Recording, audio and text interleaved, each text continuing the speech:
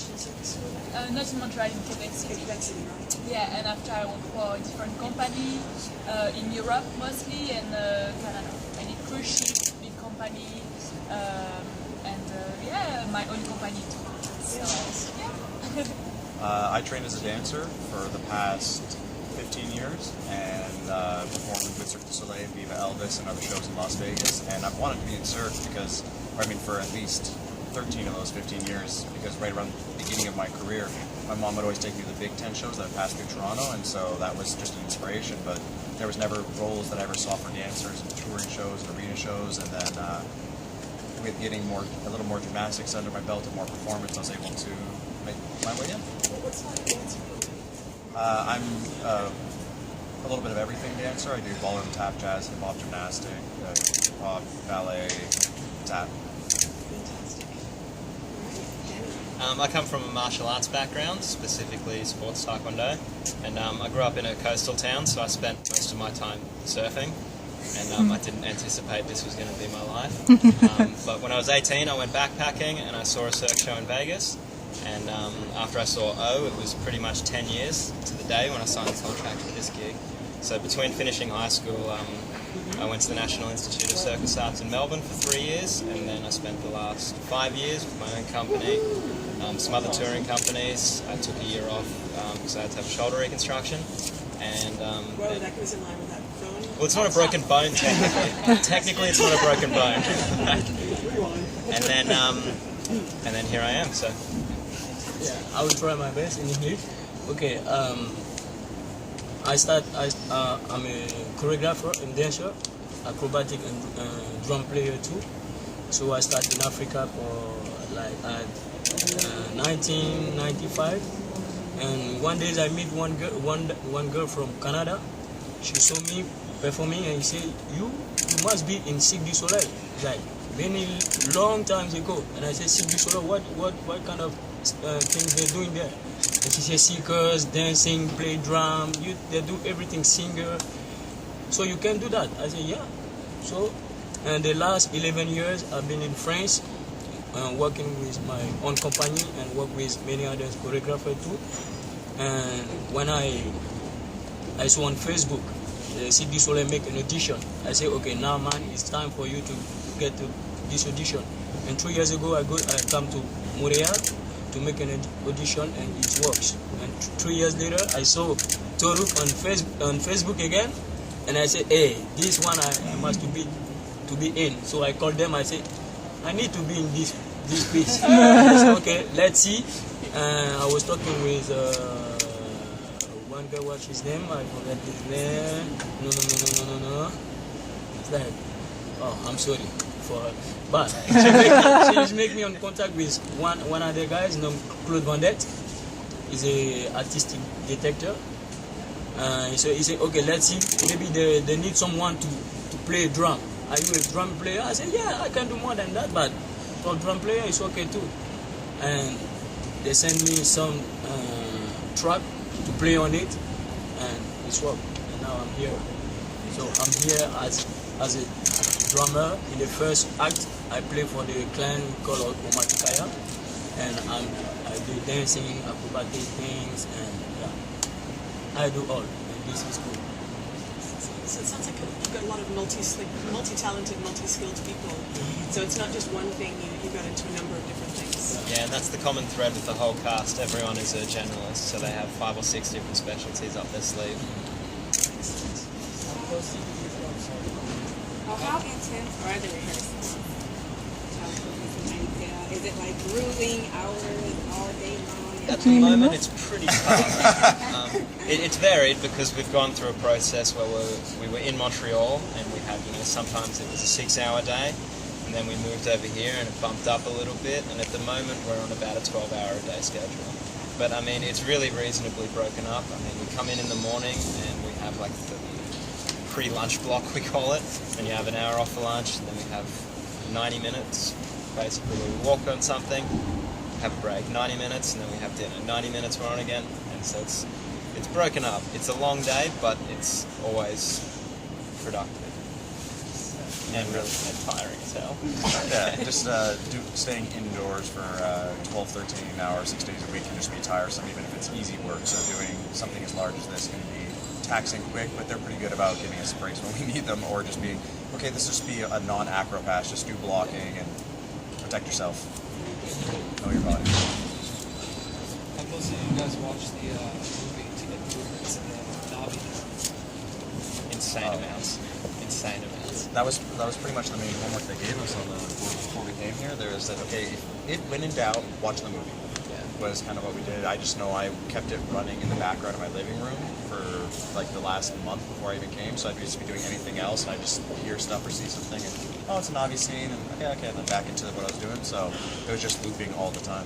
It's actually become quite a great handbook to be able to refer back to, because we'll be working on a scene and we get so involved in what we're creating that we need to refer back to, something, and we're lucky to have a Bible like that where we can see the planet and see how it exists. But on top of that, we had one of the actors, Julian Renee. Yeah, Julian Renee. She played the body of Natiri, and she came out, and we did intensive workshops with her morning and night. They were amazing. Yeah, and so wonderful. We went through everything from how to hunt, how to scream, how to mount a banshee, How to swim. how to swim, how to do ceremony, yes, and just movement exercise. and loads of meditation as well, because it was really important that we learnt how to immerse ourselves in the culture, not pretend we were a part of the Navi culture, but how to really be a Navi on the planet. There was no, this is the position. It was a lot about why you would find yourself in that kind of a position. It wasn't about, this is the image you want to strike. It was, this is the culture, this is why we move this way. And then you just see the entire room just kind of dissolve and transform into Navi. It was amazing. And we love having her in the space whenever we can get her. She was a shaman. She's our son. And that was the beautiful part, because they encouraged all of the characters to embody a different type of movement, and all of the clans to have a different type of movement. So, I mean, Sial comes from a tribe that has such a beautiful, elegant, and agile movement. We're from the Almaty Kaya, which is a lot more grounded and heavy set. And my character is a little less coordinated than most, so he's really grounded. So that's been a really beautiful thing to work. How well did you guys know the language? Jeremiah's probably the boss with that. Kaltema Frepo. Kalten. Navi. We just learned what we need to for the show, and as soon as we can get getting off text and kind of learning all these different kind of situations, I've actually reached out to the Learn Navi community and pretty early on, because right off the bat, when they let us know that we were going to be speaking in Navi, in the first week of the creation, it was just a moment of, oh, well, we better do it right. And so I started going and connecting with the community online, and actually even have the Learn Navi app on my iPhone.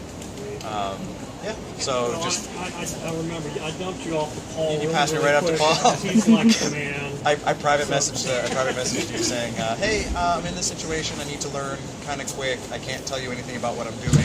Please help. And then I get an email from Paul the next day. It was pretty cool. He's been very helpful too. He's great. Yeah. And what we heard just in a little bit that you guys did here sounded really good. Yeah, there was a lot of practice that went into that. When Charlene was out here, we would go into the sound room here, and we would just have to sit on the floor and get beaten. You'd say your lines back, no.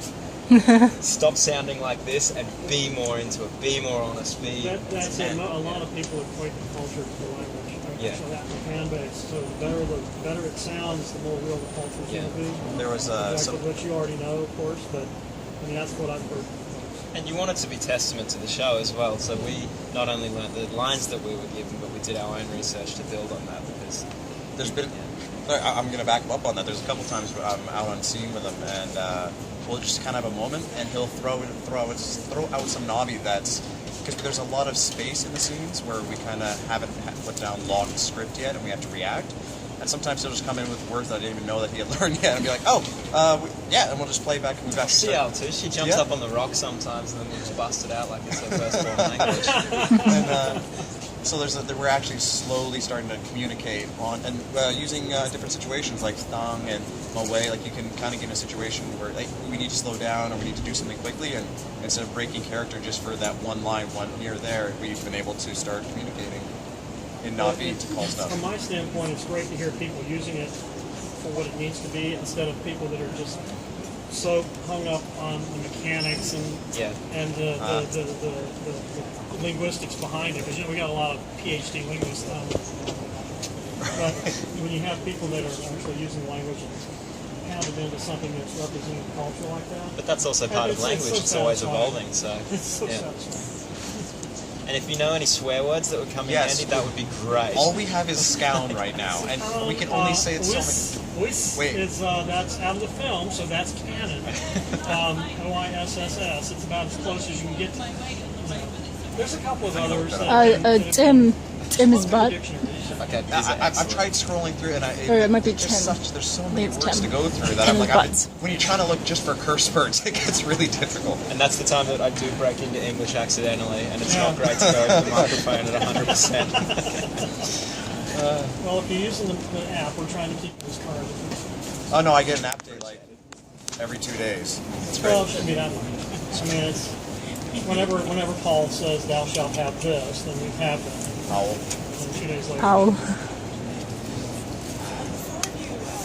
just sitting there, and there's only 3 of you now. You're from 4 different continents, and so one question I've got for you is, I know you certainly on my side, we have circus artists all over the world that are following this. How are you finding it working together with such diverse cultures and backgrounds, and some of the ways that you do things with these different as well? And are you also finding that it becoming like family because you're so far away from your own?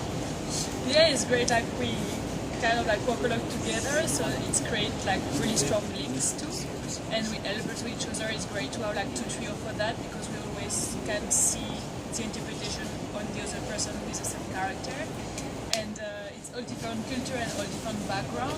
So it's like really helping to have like a large palette of color for either movement, either like technique, acting is just perfect. I would go as far as to also say that if we just had a collection of only one type of artist from one area in the world, the show would kind of plateau at a certain amount of interesting. It'd be good, but having a couple people from this area that do this kind of an art, or I don't think there's a repeat of any one artist in this entire cast. There's no 2 people you say, oh, well, they follow the exact same, other than the double, like some of our characters have it similar, but they're not even cookie. It's not even cookie cut. Everybody is very unique. It's amazing. Yeah, they did a really excellent job of casting people with a very diverse background that were easy to work with and malleable in the sense that they would take a step back and say, for the show it's better that I don't do it, it's better that you do it. And working in the arts industry, that's sometimes a difficult thing to come across, and thankfully we have built like a really good family to work with. There are nice moments, and I've seen it between the characters, I've seen it through the cast, and when we do something, it'd be, I don't even think, this isn't my moment, this is your moment, and then people pass it off really quickly, and there's not a lot of ego when it comes to those situations of who should be doing something, because everybody gets their moment. So. And there's loads of support as well. I don't think anyone would be afraid to walk up to anyone and say, I need help. We are at time, sorry to cut you off there, we are at time, I know you wanted to get a gift thing happening, so we'll just do that, and we'll move to the next group. Thanks guys, there you go.